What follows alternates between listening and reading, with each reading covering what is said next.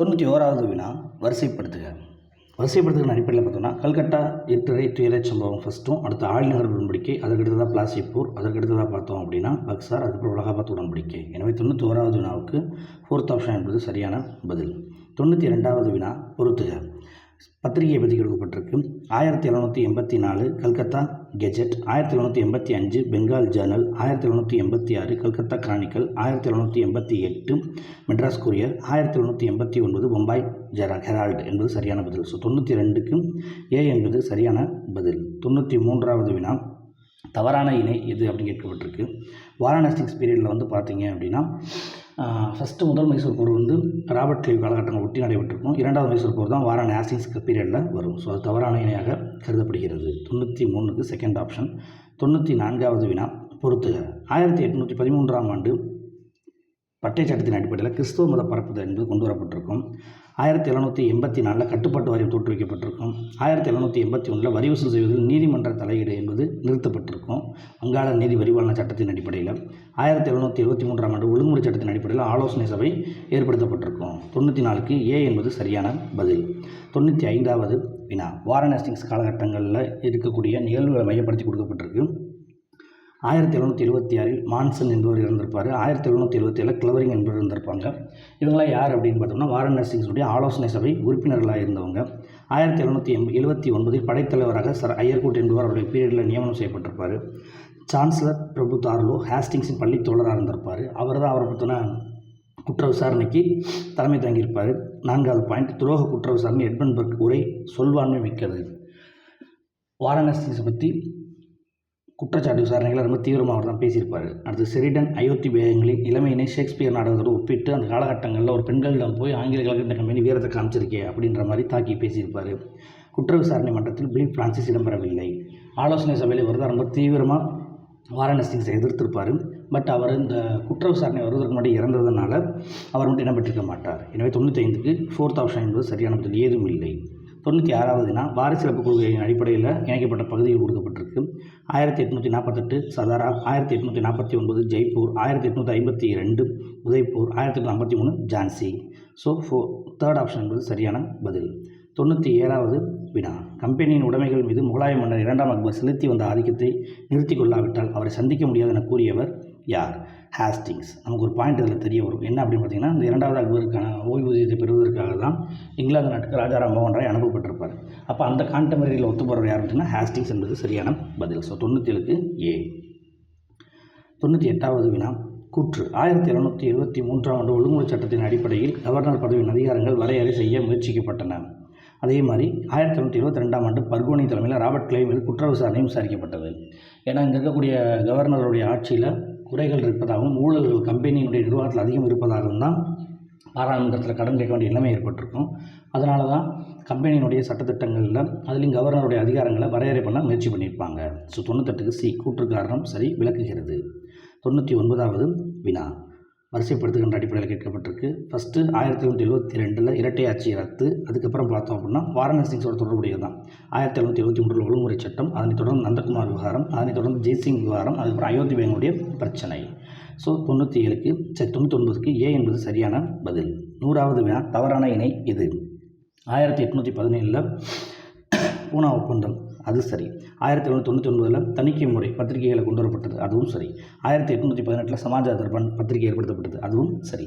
5 பிண்டாரிகள் கரீம் கான் பசில் முகமது அதிலிருந்து முக்கியமான தலைவர்கள் அதுவும் சரி. ஆனால் 1761 நடைபெற்றது 3ஆம் பானிபட்டு போர். ஆனால் என்ன கொடுக்கப்பட்டனா 3ஆம் தரையன் போர் கொடுக்கப்பட்டிருக்கு. அதனால் தவறானதுன்றது 4th ஆப்ஷன் மட்டுமே. ஸோ சரியான பதில் சி. 101வது வினா மேற்கு கடற்கரை பகுதியில் இருந்த ஆங்கிலேய தொழிற்சாலைகள் யாவை அப்படின்னு கேட்கப்பட்டிருக்கு.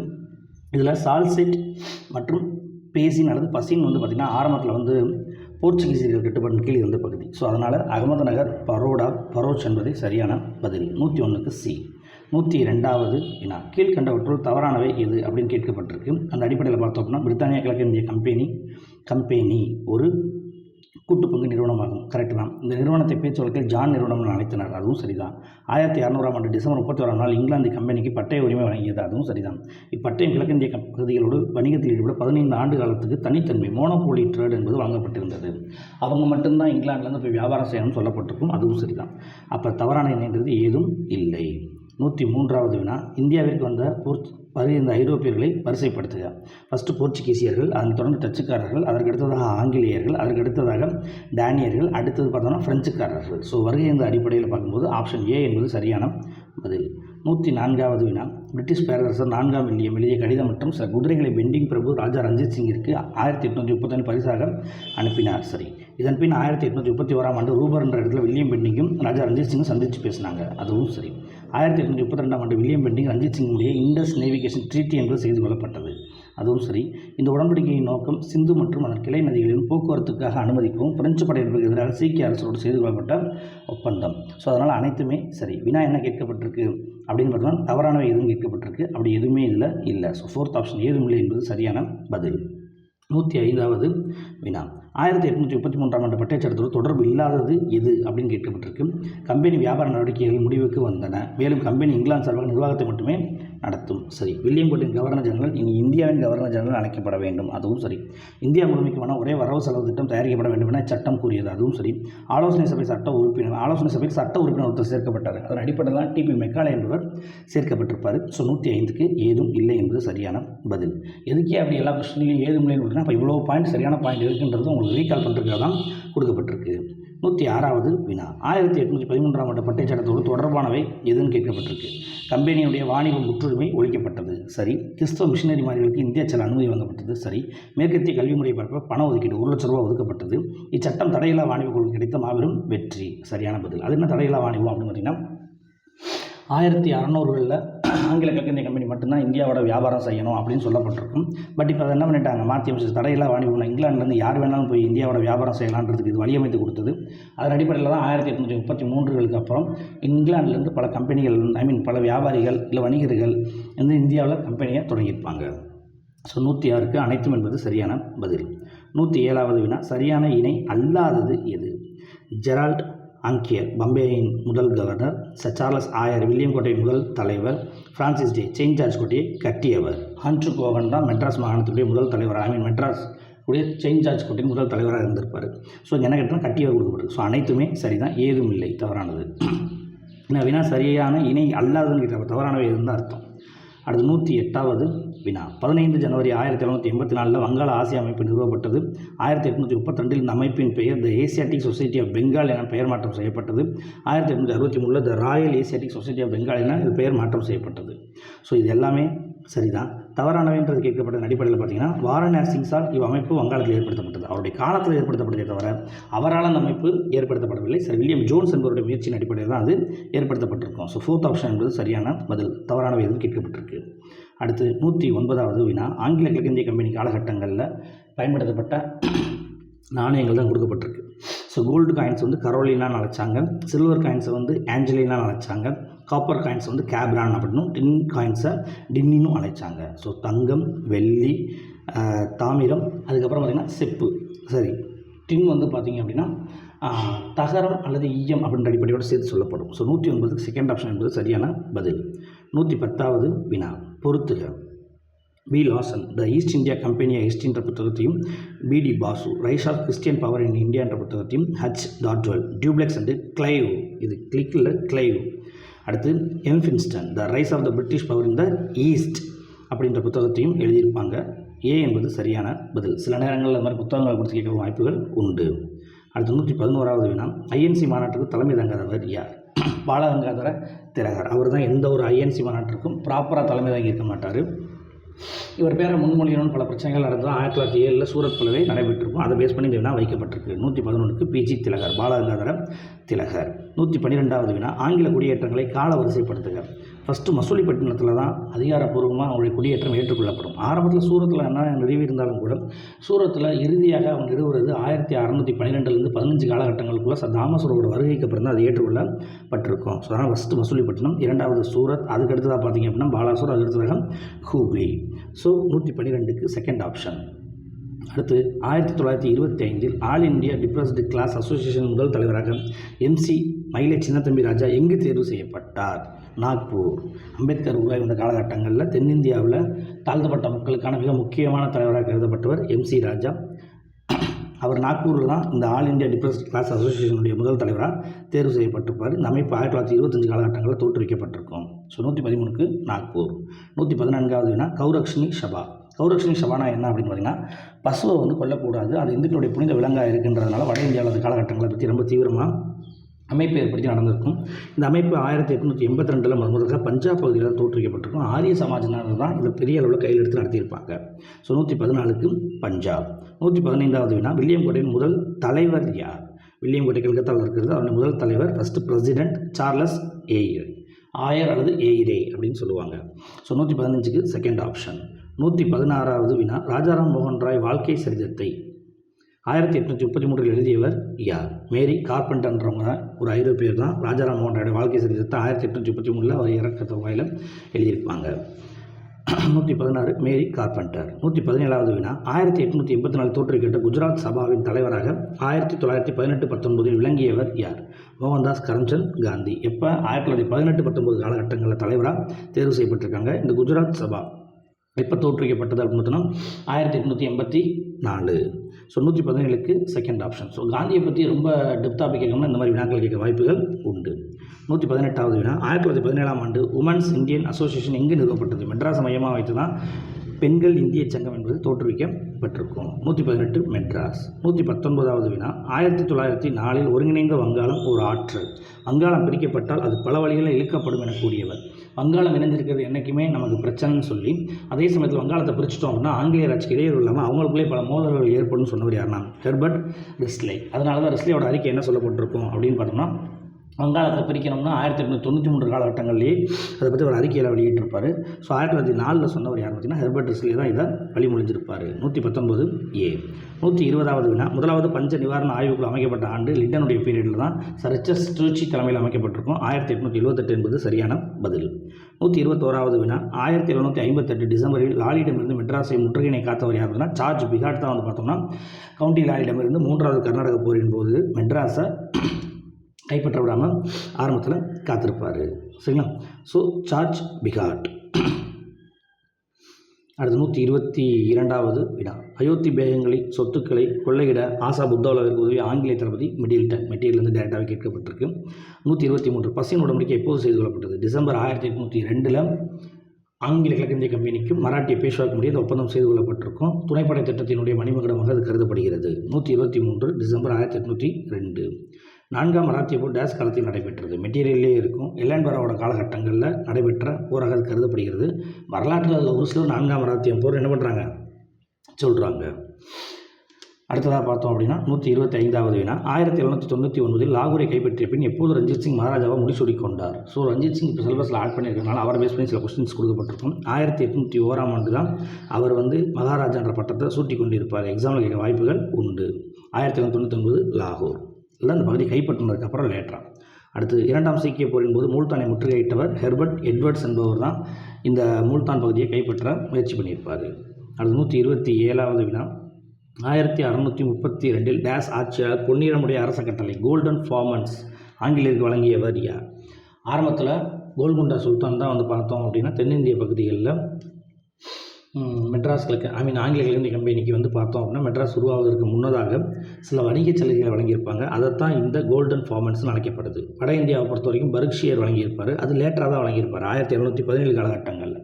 அப்போ முகலாயர்களுக்கு முன்னாடியே சலுகையை வழங்கியது கோல்கொண்டா சுல்தான். ஸோ அந்த அடிப்படையில் மசூலிப்பட்டினம் மெட்ராஸ் உருவாவதற்கு முன்னாடி ஆங்கில கிழக்கிந்திய கம்பெனியினுடைய மிக முக்கியமான வணிகத்தலமாக விளங்கியிருக்கும். So 127க்கு C.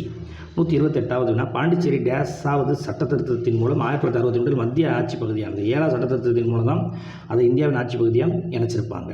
129 வெல்லஸ்லி கிழக்கிந்திய கம்பெனி ஒரு வர்த்தக நிறுவனத்திலிருந்து ஒரு ஏகாதிபத்திய சக்தியாக மாற்றியது என்று குறிப்பிட்டவர் யாருன்னா ஹட்டன்ற வரலாற்று ஆசிரியர் தான் இவ்வாறு அழைச்சிருப்பார். ஸோ 129 ஹட்டன். ஏன்னா இந்த மாதிரியான கேள்வியெல்லாம் சமீபத்தில் கேட்க ஆரம்பிச்சிட்டாங்க. கூற்று சொல்லிட்டு யார் சொன்னாங்கன்ற மாதிரி அந்த அடிப்படையில் அது வினா வைக்கப்பட்டிருக்கு. 130வது வினா 1847 ரூக்கின்ற இடத்துல பொறியியல் கல்லூரி நிறுவியவர் யார்? ஜேம்ஸ் தாம்சன் என்பது சரியான பதில். இதுதான் பிற்காலத்தில் டல்ஹவுஸோட காலகட்டங்களில் பொறியியல் கல்லூரியாக வளர்ச்சி அடைஞ்சிருக்கும். அடுத்து 131வது வினா சரியான இணை அல்லாதது எது அப்படின்னு கேட்கப்பட்டிருக்கு. 1781 நீதி வரிவாளன சட்டம் சரி, 1784 பிட் இந்திய சட்டம் சரி, 1773 நார்த் பிரபு மசோதா என்பதும் சரி, அதான் ஒழுங்குமுறைப்படுத்த சட்டமாக வந்திருக்கும். 1783 பாக்ஸ் மசோதா தான் வந்திருக்கும், நார்த் பிரபு மசோதான்றது வந்திருக்காது. ஏன் நார்த் பிரபு மசோதான்றது ஏற்கனவே மட்டும் ஒழுங்குமுறை சட்டத்தோடு தொடர்புடையது, அதனால் அது மட்டும் தவறானவை. 1783 பாக்ஸ் மசோதா இருந்தால் அது சரியான பதில், ஏன்னா ஜேம்ஸ் பாக்ஸ் மசோதானது வரணும். 139 செகண்ட் ஆப்ஷன். 132வது வினா கம்பெனியின் வாணிப முற்றுரிமை ஒழிக்கப்பட்டதால் இழப்பீடு வழங்கிய பட்டய சட்டம் இது. 1813 ஆங்கில கிழக்கிந்திய கம்பெனியினுடைய வணிக முற்றுரிமையை ஒழிச்சிருவாங்க.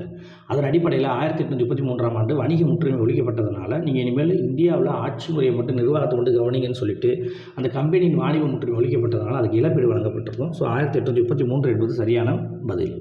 133வது வினா 1853 சட்டத்தில் இடம் பெறாதவை எதுன்னு கேட்கப்பட்டிருக்கு. இந்திய சட்டங்களின் தொகுப்பு அமைப்பதற்கான முயற்சி மேற்கொள்ளப்பட்டது சரி, அதனால தான் கேனிங் ஆட்சிக்கு வந்ததுக்கப்புறம் அந்த சட்டத்தை உருவாக்க முயற்சி பண்ணியிருப்பாங்க. ஆட்சி பண்ணி போட்டித் தேர்வு மூலம் சரி பண்ணணும்னு சொன்னாங்க, அதுவும் சரிதான். அதேமாதிரி வங்காளத்துக்கான தனி கவர்னரை உருவாக்கணும்னு சொன்னாங்க, அதுவும் சரிதான். அடிமை முறை ஒழிக்கப்பட்டது 1833 பட்டை சட்டத்தின் அடிப்படையில் 1843 இந்தியாவில் ஒழிக்கப்பட்டிருக்கும். அதனால் அடிமை முறை ஒழிப்பு என்பது 1853 தொடர்புடையது கிடையாது. So 133க்கு C. 134வது வினா 1708 கொடால்வின் பிரபு தீர்ப்பின் முக்கியத்துவம் என்ன? 1708 இங்கிலாந்தில் நடந்த ஒரு முக்கியமான வழக்கு இது. இந்தியாவோட வியாபாரம் செய்ய சம உரிமை உண்டு. யாருக்கு? ஆங்கில கிழக்கிந்திய கம்பெனி மட்டும் இல்லை, மற்றவர்களுக்கும் உண்டுன்ற மாதிரி தீர்ப்பு வழங்கப்பட்டிருக்கும். அது மட்டும் இல்லாமல் பொது சங்கம் இந்தியாவோட வியாபாரத்தை தொடங்கலாம் அப்படின்ற அடிப்படையில் சொல்லப்பட்டிருக்கும். அதுக்கப்புறம் பார்த்தீங்க அப்படின்னா வர்த்தகர்கள் கூட்டு கம்பெனி அப்படின்றது சொல்லப்பட்டிருக்கும், அனைத்தும்ன்றதும் கொடுக்கப்பட்டிருக்கு. அப்போ ரியாலிட்டி என்ன அப்படின்னு பார்த்தோம்னா வியாபாரம் செய்ய சம உரிமை உண்டுன்னு சொல்லியிருப்பாங்க. ஆனால் ஒரு பொது சங்கம் அமைத்து எல்லாரும் இந்தியாவோட வியாபாரம் செய்யலாம் கேட்டால் அதை ஏற்றுக்கிற மாட்டாங்க. அதோட லாஸ்ட் இம்பார்ட்டன்ட் என்ன அப்படி வரும்னா வர்த்தகர்களுடைய கூட்டு கம்பெனி. ஸோ அரசர்கள் தலைமையில், இங்கிலாந்து ஆட்சியாளர் தலைமையில் சில கூட்டு குழுக்கள் இணைஞ்சு என்ன பண்ணியிருப்பாங்க அப்படின்னா ஆங்கில கிழக்கிந்திய கம்பெனி மாதிரி நாங்கள் வியாபாரம் செய்ய போகிறோன்றதை பேசியிருப்பாங்க. அதன் அடிப்படையில் தான் அரசருடைய கம்பெனியையும் ஆங்கில கிழக்கிந்திய கம்பெனியும் 1708 இணைஞ்சு என்ன பண்ணியிருப்பாங்க, இணைஞ்சே செயல்படலாம்னு சொல்லப்பட்டிருக்கும். ஸோ இதுக்கப்புறம் தான் அது ஆங்கில கிழக்கிந்திய கம்பெனின்ற பேரே பெற்றிருக்கும். அதனால் 1708 கொடால்வின் பிரபுவோட முக்கியத்துவம் என்ன அப்படின்னு பார்த்தீங்கன்னா வர்த்தகர்கள் கூட்டு கம்பெனி. எந்தெந்த வர்த்தகருடைய கூட்டு கம்பெனி? அரசர் இங்கிலாந்து ஆட்சியாளருடைய வர்த்தக கூட்டமைப்பும் ஏற்கனவே 1600 125 வியாபாரிகளால் தோற்றுவிக்கப்பட்ட கூட்டமைப்பும் இணைஞ்சு ஒரு கூட்டு கம்பெனியை உருவாக்கணும்னு சொல்லியிருப்பாங்க. இதன் பின்னணியில் இருந்து தான் பிரிட்டிஷ் ஈஸ்ட் இந்தியா கம்பெனின்றதே வந்திருக்கும். ஸோ 134க்கு சி என்பது சரியான பதில். 135வது வினா இந்தியர்களை கொண்டே இந்தியாவை வெல்லும் நயத்தை தொடங்கியவர் டேஸ் என டேஸ் கூறுகிறார். டியூப்லை தான் அந்த முறையை தொடங்கினார்னு சொல்லி மெக்காலே தன்னுடைய குறிப்புகளில் சொல்லப்பட்டிருக்கு. ஸோ 135க்கு செகண்ட் ஆப்ஷன். 136வது வினா food grain supply and famine relief in Bihar and பெங்காலிய நூலின் ஆசிரியர் யார்? Sir Antony MacDonnell. இந்த சார் அந்தோனி மெக்டொனால்ட் யார் அப்படின்னு பார்த்தோம்னா ஹர்ஷனுடைய காலகட்டங்களில் இந்த வறுமையை பற்றி ஆய்வு செய்து அதற்கான குழுவுக்கு தலைமை தங்கியிருப்பார். அப்போ அவர் என்ன சொல்லியிருப்பார் அப்படின்னு பார்த்தீங்கன்னா இந்தியாவினுடைய பஞ்சத்துக்கு பீகார் பெங்கால் போன்ற பகுதிகளில் வளமான பகுதிகளில் கூட பஞ்சம் ஏற்பட்டால் இந்தியா முழுவதுமே உணவு தானிய தட்டுப்பாடு ஏற்படும், அதனால் பஞ்சம் ஏற்படாமல் பார்த்துக்கிறோன்னு சொல்லியிருப்பார். ஸோ அந்த பேஸிலிருந்து அந்த புத்தகம் எழுதப்பட்டிருக்கும். 136க்கு சார் அந்தோனி மெக்டொனால்ட் என்பது சரியான பதில். அடுத்து 137வது வினா 1861 சட்டப்படி மாநிலங்கள் மீண்டும் சட்டமேற்றும் உரிமையினை பெற்றனர். 1833 சட்டப்படி மாநிலங்கள் சட்டமேற்றும் உரிமையை இழந்திருந்தது. இது ஏற்கனவே கிளாஸஸில் டிஸ்கஸ் பண்ணியிருப்போம். ஸோ சி கூற்றன்று காரணம் சரி, மேலும் விளக்குகிறது. 138 இந்தியர் சுதந்திர உணர்வை தூண்டிய காரணிகளில் மாறுபட்டவை எது? தொழில் வளர்ச்சி. ஏன்னா இந்தியர்களிடம் தேசிய உணர்வை கொண்டு வந்ததில் பிரிட்டிஷ் ஏகாதிபத்தியம் இருந்தது, ஆங்கில கல்வியும் இந்தியர்களை ஒன்றிணைத்தது, தாராள ஆட்சி முறையும் ஒரு காரணம். சில இடத்துல சலுகைகள் உரிமைகள்லாம் வழங்கினாங்க. ஆனால் தொழில் வளர்ச்சின்றதை இந்தியர்களிடையே ஆங்கிலேயர்கள் மேற்கொள்ளவே இல்லை. அதனால் இந்தியர்களை ஒற்றுமைப்படுத்த காரணமாக அமையவும் இல்லை. ஸோ 138க்கு ஃபோர்த் ஆப்ஷன். 139வது வினா 4 செப்டம்பர் 1920 ஐஎன்சி கல்கத்தா மாநாட்டில் ஒத்துழையாமை தீர்மானத்தை எதிர்க்காதவர். கேள்வி எதிர்க்காதவர் அப்படின்னு எடுக்கப்பட்டிருக்கு. அன்னி பெசன்ட் ஒத்துழையாமைக்க வேணான்னு சொல்லியிருப்பாங்க, மதன் மோகன் மாளவியா ஒத்துழையாமைக்க வேணான்னு சொல்லியிருப்பாங்க, முகமது அலி ஜின்னா ஒத்துழையாமைக்க வேணான்னு சொல்லியிருப்பாங்க. ஏன் அப்படின்னா இவங்க எல்லாமே அந்த காலகட்டங்களில் ஆங்கில கிழக்கிந்திய கம்பெனி ஆங்கிலேயர் ஆட்சிக்கு ஆதரவாக விளங்கியிருப்பாங்க. சரிங்களா? அதனால் ஒத்துழையாமை இயக்கம் வேணாம், நமக்கு தான் டொமைன் அந்தஸ்து படிப்படியாக தர்றேன்னு மாண்டே பிரகடனம் சொல்லிடுச்சுல, சேம்ஸ் போர்ட் சட்டம் வந்துருச்சுல, அப்படி இருக்கும்போது ஏன் நீங்கள் அதை என்ன பண்ணுறீங்க, எதிர்க்கிறீங்க அப்படின்ற கேள்வியாக அது முன்வைக்கப்பட்டிருக்கும். சரிங்களா? அப்போ எதிர்க்காதவர் மோதிலால் நேரு. ஏன்னா அவர் காங்கிரஸினுடைய தீவிர ஆதரவாளர். அதனால் அவர் மட்டும் என்ன பண்ணுறாரு, ஒத்துழையாமை இயக்கம் வேணும்னு சொல்லியிருப்பார். மீனிங் நல்லா புரிஞ்சு பாருங்கள். எதிர்க்காதவர்னா மோதிலால் நேரு, எதிர்த்தவர்கள்னால் ஏன் ஒத்துழையாமை இயக்கத்தை எதிர்த்தாங்கன்னா அன்னி% முகமது அலி ஜின்னா, மதன் மோகன் மாளவியாலுமே ஆங்கிலேயர் ஆட்சிக்கு விசுவாசிகளாக விளங்கியவர்கள். 139 4th ஆப்ஷன். 140வது வினா, இந்தியாவிலேயே நீண்ட காலம் விசாரணை செய்த கமிஷன் எது? லிபரான் கமிஷன் தான் இந்தியாவிலே நீண்ட காலம் விசாரணை செய்த கமிஷனாக பார்க்கப்படுகிறது. இது எதனோட தொடர்புடையது அப்படின்னு பார்த்தீங்கன்னா, இந்த அயோத்தியில் இருக்கக்கூடிய பாபர் மஸ்ஜித் மீது இடிபட்ட வழக்கு பார்த்தீங்கன்னா, அதை பேஸ் பண்ணி தொடங்கப்பட்ட மிக முக்கியமான கமிஷன் தான் இது. அப்போ மண்டல் கமிஷன் பிற்படுத்தப்பட்ட மக்களுக்கான அகில இந்திய அளவில் இடஒதுக்கீடை பற்றி ஆய்வு செய்த கமிஷன். நானாவதி கமிஷன்றது வந்து பார்த்திங்க அப்படின்னா, இந்திரா காந்தி படுகொலையை ஒட்டி பார்த்திங்க அப்படின்னா சீக்கியர்கள் படுகொலை என்ற நிகழ்வு மிகப்பெரிய அளவில் வட இந்தியாவில் நடைபெற்றது. அதை பேஸ் பண்ணி அமைக்கப்பட்ட கமிஷன். ஸ்ரீகிருஷ்ணா கமிஷன்றது வந்து பார்த்திங்கன்னா தெலுங்கானா மாநிலம்ன்றது அமைக்கணுமா வேணாமான்ற அடிப்படையில் 2012 காலகட்டங்களில் அமைக்கப்பட்ட கமிஷன். ஸோ 140க்கு வந்து பார்த்திங்கன்னா லிபரான் கமிஷன் என்பது சரியான பதில். 141வது வினா, இந்திய பாராளுமன்றம் தாக்கப்பட்ட நாள். ஓல்டு ஸ்கூல் புக் 13 டிசம்பர் 2001 என்பது சரியான பதில். 142வது வினா, 1987 செப்டம்பரில் தாக்கப்பட்ட டேஷ் பகுதியில் உள்ள சியாச்சின் கிளேசர் மீது பாகிஸ்தான் தாக்கியது. 1987 இந்தியாவின் மிக உயர்ந்த இராணுவ தளமான பகுதியும் தான் இந்த சியாச்சின் கிளேசர். அங்கே பாகிஸ்தான் தாக்குதல் நடத்தியது. அது இந்தியர்கள் வெற்றி பெற்றாங்க. அது எங்கே அமைஞ்சிருக்குன்னா காராகோரம் பகுதியில் அமைஞ்சிருக்கு. சரிங்களா? லடாக்ன்றது இந்தியாவினுடைய இன்றைய கிழக்கு பகுதியில் சீனா எல்லையை ஒட்டி இருக்குது. அக்சாய்சின் என்பது வந்து பார்த்தோம் அப்படின்னா சீனர்களால் இந்திய பகுதியை கைப்பற்றப்பட்ட பகுதி. கில்கித் பாலிஸ்தான் என்பது வந்து பார்த்தோம் அப்படின்னா ஆசாத் காஷ்மீராக இன்றைக்கி பாகிஸ்தான் கட்டுப்பாட்டின் கீழ் இருக்குது. So 142க்கு 4th option Karakoram. 143வது வினா, 1966 இந்திரா காந்தி மாஸ்கோ பயணம் மேற்கொள்கிறாங்க. 1971 சோவியத் அறிவியல் கூடம் மற்றும் இஸ்ரோ சேர்ந்து என்ன பண்ணுறாங்க, ஒப்பந்தம் மேற்கொள்கிறாங்க. 1975 ஆரியப்பட்டா இந்தியாவின் முதல் செயற்கைக்கோள் ரஷ்யாவினுடைய உதவியால் விண்ணில் ஏவப்பட்டது. இது எக்ஸாமில் கேட்கலாம். 1973 பிரஷ்னவ் இந்திய வருகை. ஸோ இந்திரா காந்தி காலகட்டங்களில் இந்தியாவுக்கும் ரஷ்யாவுக்கும் இருந்த தொடர்பு பற்றி இதை பொறுத்து அமைக்கப்பட்டிருக்கு. 143க்கு ஏ. 144வது வினா, வரலாற்றில் புகழ்பெற்ற விக்ராந்த் காஜி. விக்ராந்த்ன்றது ஐஎன்எஸ் விக்ராந்த்ன்றது இந்தியாவின் நீர்மூழ்கி கப்பல். காஜி என்பது வந்து பார்த்தோம் அப்படின்னா பாகிஸ்தானுடைய நீர்மூழ்கி கப்பல். இது 1971ஆம் ஆண்டு இந்திய பாகிஸ்தான் போரின் போது மிகப்பெரிய அளவுக்கு தாக்குதலை ஏற்படுத்திச்சு. இந்த போரில் ஹாஜின்ற பாகிஸ்தானின் மிக வலிமையான போர்க்கப்பலை விக்ராந்த் கப்பல் எப்படி இருக்கும், தோற்கடிச்சிருக்கும். ஸோ இந்திய வரலாற்றில் போர் வெற்றிகளில் மிக முக்கியமானதாக கருதப்படுது. 144க்கு 1971 என்பது சரியான பதில். 145வது வினா, டேஸ் ஆண்டு முதல் நாடாளுமன்ற தேர்தலில் பரவலாக வாக்களிக்க மின்னணு இயந்திரம் அறிமுகப்படுத்தப்பட்டது. 2004 தான் பாராளுமன்ற தேர்தலில் என்ன பண்ணுறாங்க, முதல்ல பயன்படுத்த ஆரம்பிச்சிருக்காங்க. ஆனால் அந்த மின்னணு இயந்திரத்தை கொண்டு வரணும்னா 1982 ஒரு ட்ரையல் அண்ட் எரர் மெத்தடாக கேரளாவில் உள்ள ஒரு லோக்கல் பாடி எலெக்ஷனில், அதாவது இடைத்தேர்தலில் அது பயன்படுத்தப்பட்டிருக்கும். 89 அதை பற்றி என்ன பண்ணியிருப்பாங்க, கொண்டு வரலான்ற அனுமதியெல்லாம் வழங்கப்பட்டிருக்கும். ஸோ 2004 தான் எம்பி எலெக்ஷனில் பரவலாக பயன்படுத்தினாங்க. 146வது previous TRB question based. Brahma திருமண சட்டம், பிரம்மோ மேரேஜ் ஆக்ட் கொண்டு வரப்பட்ட ஆண்டு என்ன? 1872. 1872 குழந்தை திருமண தடை சட்டம், பலதாரமான தடை சட்டம்ன்ற பார்த்திங்கன்னா அதுதான். அடுத்து 146க்கு ஏ. 147வது வினா, 1639 சந்திரகிரி அரசிடமிருந்து மெட்ராஸ் பகுதியை பெற பிரான்சிஸ் டேவுடன் இணைந்து செயல்பட்டவர் யார்? ஆண்ட்ரூ கோகன் என்பது சரியான பதில். ஏன்னா பிரான்சிஸ் டே மட்டும் விலைக்கு பேசி வாங்கியிருக்க மாட்டார், ஆண்ட்ரூ கோகனும் விலைக்கு வாங்கியிருப்பார். ஆண்ட்ரூ கோகன் விலைக்கு வாங்க முயற்சி மேற்கொண்ட அடிப்படையில் தான் செயின்ட் ஜார்ஜ் கோட்டை கட்டப்பட்டவுடனே அது முதல் பிரசிடெண்ட்டாக ஆண்ட்ரூ கோகன் வந்திருப்பார். So 147க்கு 4th option. 148வது வினா, 1927ஆம் ஆண்டு ஆல் இண்டியா உமன் கான்ஃபரன்ஸ் என்னும் அமைப்பை டெல்லியில் தோற்றுவித்தவங்க யார் அப்படின்னு பார்த்தோம்னா மார்கரெட் கசின்ஸ் என்பவங்க ஆவாங்க. அனைத்திந்திய பெண்கள் மாநாடு என்பது உங்களுடைய முயற்சியின் அடிப்படையில் தான் நடைபெற்றிருக்கும். அடுத்து 149வது வினா பொறுத்துக. அபுல் கலாம் ஆசாத், அல் Hilal, Pherozeshah Mehta, Bombay Chronicle, Annie Besant, New India, Mahatma Gandhi, Young India. So இது எல்லாமே அவங்களுடைய பத்திரிகைகளை பற்றி கொடுக்கப்பட்டிருக்கு. 149க்கு ஏ. 150வது வினா, மராட்டிய சாக்ரட்டிஸ் ஆஃப் மகாராஷ்டிரா அழைக்கப்பட்டவர் யார் அப்படின்னு பார்த்தீங்கன்னா எம்ஜி ரானடே என்பது சரியான பதில். 4th ஆப்ஷனில் கோபாலகிருஷ்ண கோகலேன்றது வரணும். ஸோ 150க்கு எம்ஜி ரானடே. அதே மாதிரி வங்காளத்தின் சாக்ரட்டிஸ்னால் டெரோஷியன் வருவார். அடுத்து 151வது வினா வரிசைப்படுத்துக. ஹண்டர் கல்விக்குழு எங்கே வரும் அப்படின்னா ரிப்பனோட பீரியடில் வரும். அடுத்து சாட்லர், அதுக்கப்புறமா பார்த்தோம் அப்படின்னா கோத்தாரி கல்விக்குழு, அடுத்து ராதாகிருஷ்ணன், அதுக்கப்புறம் கோத்தாரி லாஸ்ட்டாக வரும். ஸோ ஆப்ஷன் 4, 3, 2, 1 என்பது சரியான பதில். 152வது வினா. தவறான இணை எது? 1833ஆம் ஆண்டு சட்டம் திறமையின் அடிப்படையில் எல்லா பதவிகளும் வழங்க வேண்டும் என்று சொன்னது. கரெக்டு தான். அதன் அடிப்படையில் தான் பார்த்திங்கன்னா 1853ஆம் ஆண்டு போட்டித் தேர்வின் மூலம் அனைவருக்கும் பதவிகள் வழங்கணும்னு சொல்லப்பட்டாங்க. அதுவும் சரிதான். 1922 இந்தியாவில் முதல் ஐசிஎஸ் தேர்வு நடத்தப்பட்டது. அதுவும் சரிதான். அப்போ எது தவறு?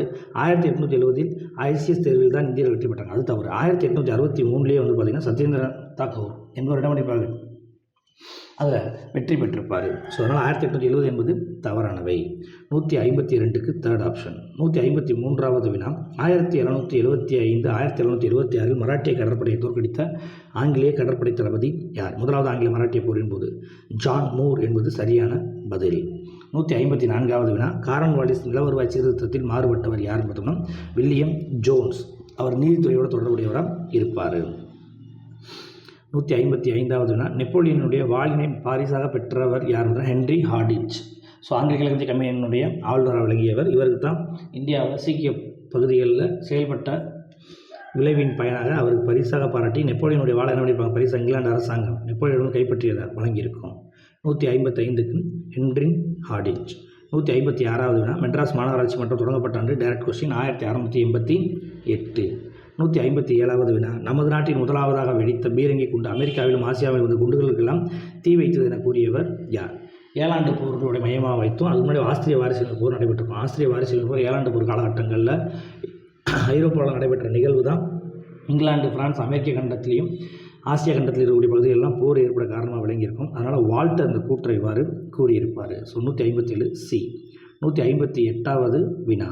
மெட்ராஸ் உடன்படிக்கை ஏற்பட காரணமாக விளங்கிய ஆங்கிலேய தளபதி கேப்டன் புரூக். முதல் ஆங்கிலேய மைசூர் போருடைய காலகட்டங்கள் முடிவில் செய்து கொள்ளப்பட்ட உடன்படிக்கை.